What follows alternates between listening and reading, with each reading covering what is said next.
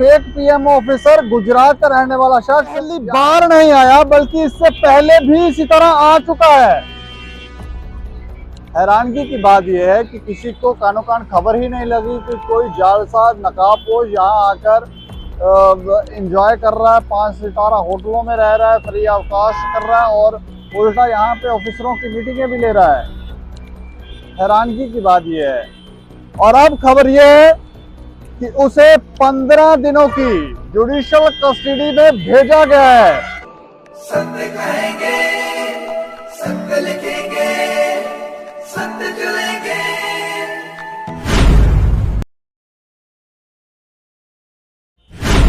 नमस्कार दोस्तों, मैं हूं दीपक सिंह, दैनिक सवेरा समाचार से। कल हमने आपको एक खबर बताई थी कि एक फेक पीएमओ ऑफिसर गुजरात का रहने वाला शख्स यहाँ पर आकर खुद को ये बताता है कि वो पीएमओ कार्यालय से आया है और यहाँ पर सुविधाओं का लाभ ले रहा था, यहाँ के प्रोटोकॉल को एंजॉय कर रहा था और सुनने में तो ये भी आया है कि वो यहाँ पर मीटिंग्स भी कर रहा था, ऑफिसरों को डायरेक्शनें भी दे रहा था कि किस तरह से यहाँ पर क्या काम करना है। इसके अलावा हम आपको एक और जानकारी दें इसके बारे में कि ये जो शख्स है ये पहली बार नहीं आया बल्कि इससे पहले भी इसी तरह आ चुका है। हैरानगी की बात यह है कि किसी को कानो कान खबर ही नहीं लगी कि कोई जालसाज नकाबपोश यहाँ आकर एंजॉय कर रहा है, 5 सितारा होटलों में रह रहा है, फ्री अवकाश कर रहा है और उल्टा यहाँ पे ऑफिसरों की मीटिंगें भी ले रहा है। हैरानगी की बात यह है। और अब खबर यह है कि उसे 15 दिनों की जुडिशियल कस्टडी में भेजा गया है। इसके अलावा उसकी तरफ से बयान भी सामने आया है, उसके एडवोकेट की तरफ से बयान भी आया है। क्या कुछ जानकारियां हैं और किस किस तरह के आनंद उसने यहाँ पर उठाए हैं वो हम आपको बताने जा रहे हैं। कश्मीर में खुद को एडीजी बताकर खातिरदारी करवाने वाला जालसाज किरण पटेल को कोर्ट ने 15 दिनों की न्यायिक हिरासत में भेज दिया है। जालसाज वीडियो कॉन्फ्रेंसिंग के जरिए कोर्ट में पेश किया गया। इस मामले में किरण पटेल के वकील का बयान सामने आया है। वकील ने कहा है कि मुझे मेरे मुवक्किल ने बताया कि उसके साथ एक और व्यक्ति शामिल था। पुलिस ने मैजिस्ट्रेट के सामने 164 के तहत उसका बयान दर्ज करवाया और एक अन्य व्यक्ति को पुलिस ने रिहा कर दिया। वकील ने आगे कहा कि जैसे कि उनके परिवार ने कहा है कि एक बार जब वो कश्मीर गया था तो उस समय सरकार से उचित दस्तावेज उसे मिले थे। किरण पटेल के बयान के अनुसार सभी आरोप निराधार हैं। परिवार वालों ने राजनीतिक रंजिश की आशंका जताई है जिस कारण से उसे फंसाया गया है। कथित ठग किरण पटेल के वकील रिहान गोहर का कहना है कि आरोपी गुजरात से है।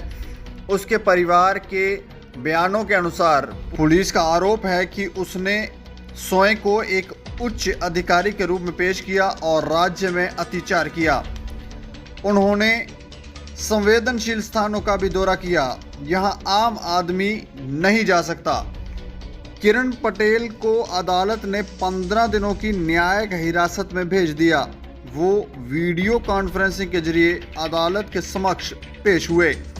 कई दिनों तक एक जालसाज खुद को प्रधानमंत्री कार्यालय पीएमओ में राजनीतिक एवं अभियान विंग में अतिरिक्त निदेशक एडीजी बताकर खातिरदारी करवाता रहा। पुलिस से लेकर प्रशासन तक उस अधिकारी की आवाभगत में जुटे रहे। जालसाज को बाकायदा सुरक्षा के लिए पुलिस दस्ता भी मिला था। वो कई दिनों तक कश्मीर के पर्यटन स्थलों तक घूमता रहा।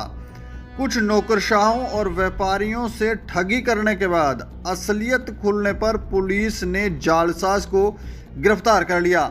आरोपी गुजरात का रहने वाला है, उसे पूछताछ की जा रही है। सूत्रों ने बताया कि पुलिस को अपने तंत्र से खबर मिली कि एक व्यक्ति खुद को पीएमओ में एडीजी बता रहा है। वो कुछ नामी कारोबारियों के अलावा कुछ नौकरशाहों से भी मिला है। उसकी गतिविधियां संदेहजनक हैं। इस आधार पर निशांत पुलिस थाना प्रभारी ने जांच की। शिकायत सही पाए जाने पर एफआईआर दर्ज कर किरण पटेल पुत्र जमीदन भाई पटेल को गिरफ्तार कर लिया। बताते चलें कि पुलिस को जांच के दौरान पता चला कि वो तीसरी बार कश्मीर में आया। इससे पहले 2 बार इसी प्रकार से आकर जा चुका है। इस बार जब वो आया तो कई जगहों पर घूमा, उड़ी बॉर्डर तक गया, पर्यटन स्थलों पर भी गया। ऑफिसरों से मिलने के बाद उसने उन्हें कई बातों पर काम करने के लिए कहा, जिसमें उसने ये भी कहा कि सेब की पैदावार को बढ़ाने पर जोर देना चाहिए। ऑफिसरों की तरफ से उसे कहा गया कि इसके लिए फंड्स की ज़रूरत पड़ेगी। बताया गया कि सीआईडी को इसके बारे में शक हुआ, जिसके बाद पुलिस को जांच करने के लिए कहा गया। जब जांच की गई तो वो पकड़ में आ गया। बता दें कि उसके साथ सुरक्षा के अलावा उसे सरकारी गाड़ी तक दी गई थी। उसके पास से 2 मोबाइल फ़ोन बरामद किए गए हैं। इसके अलावा फर्जी कार्ड भी बरामद किया गया है। इसके अलावा गुजरात के अहमदाबाद तथा बड़ौदा में फर्जीवाड़ा करने के मामले भी इस पर दर्ज हैं। तो देखा आपने किस तरह से यहाँ पर ये शख्स मौज मस्ती कर रहा था, लेकिन इसकी तरफ से जो बयान आया है ये कहता है कि इसे कोई राजनीतिक रंजिश है जिसका शिकार बनाया जा रहा है। ये जो आरोप उसके ऊपर लगाए गए हैं वो बेबुनियाद हैं, निराधार हैं। लेकिन सवाल ये उठता है कि इतने दिनों तक यहाँ पर मौज मस्ती कर रहा था, गाड़ियाँ मिली हुई थी इसको, होटल में रह रहा था, मीटिंगें कर रहा था, ये हो क्या रहा था यहाँ पर? और पहली बार नहीं, इससे पहले भी ये यहाँ से आकर गया है।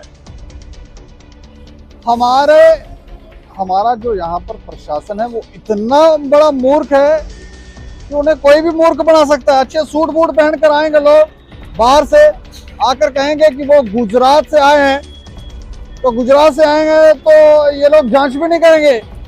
कल हमने आपको एक डॉक्यूमेंट भी दिखाया था, आज भी हमने एक डॉक्यूमेंट दिखाया, वो उसके ऊपर लिखा हुआ था, नाम लिखा हुआ था और ना जाने कौन कौन से डॉक्यूमेंट हैं इस शख्स के पास।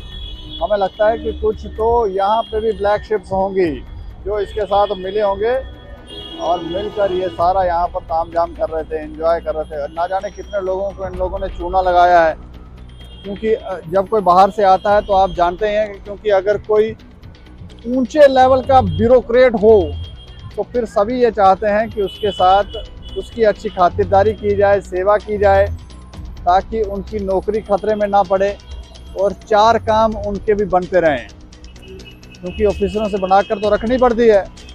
और ये यहाँ पर इस शख्स की, इस ठग की नकाबपोश की आवभगत कर रहे थे।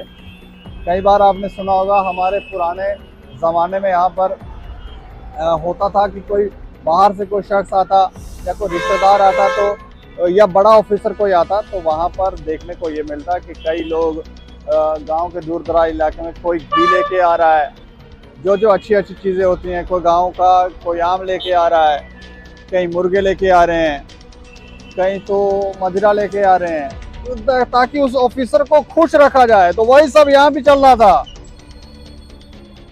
ना जाने क्या क्या और चल रहा था और अभी क्या जानकारियाँ आएंगी, लेकिन 15 दिनों की जुडिशियल कस्टडी में लिया गया है। लेकिन ये जो यहाँ पर हुआ है, ये जो इतना बड़ा लूप सिक्योरिटी लैप्स दिखा है, इसके ऊपर आप राय ज़रूर रखें और देखते रहें दैनिक समाचार। मुझे और मेरे सहयोगी राजीव गुप्ता को दें इजाज़त। नमस्कार।